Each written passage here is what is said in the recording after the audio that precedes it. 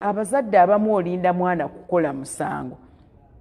Headmaster omugambye nti munange headmaster nsaba nkomewo ku Lwomukaaga nga temuli bize. Omwana ono ndabe lwaki biology amusumbuwa. Abazadde abamu kuffe tugamba era tuli tubbize. Ne lwozizaayo omwana buuza ogambe yagamba ebitabo byonna yabireka mu keesi. Mugambe kati leero nga bwe tukomyewo genda oleete ebitabo mu keesi. Abireete naawe obitunuleko bw'oti.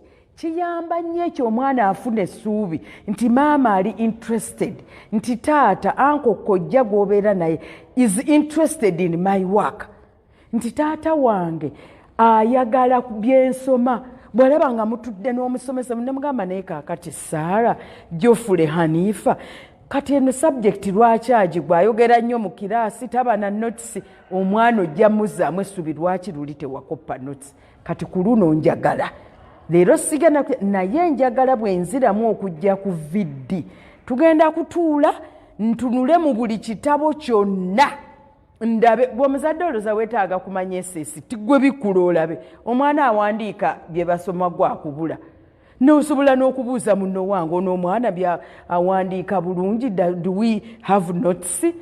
Tekyetaagisa gwe okumanya nnyo guno omulembe olowooza oyinza okumanya buli kimu tosobola.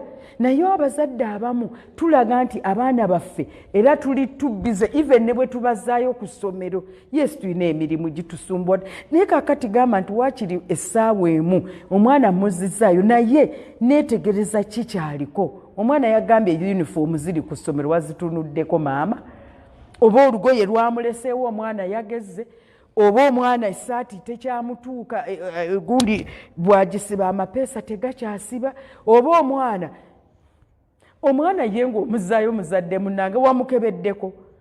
Amazima gennyini leero twogere ki bannaye ffe ababeera mu masomero omwana omukola medical check-up nga yeekuba dda ttatu.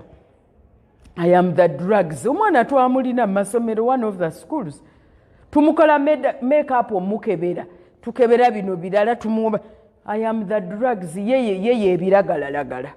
Kati omwana ono senga neeka wali wamukebera naye abazadde abaana bo mubakebedde kubeeterezeza ng'omuntu omukulu bwe yeetereza.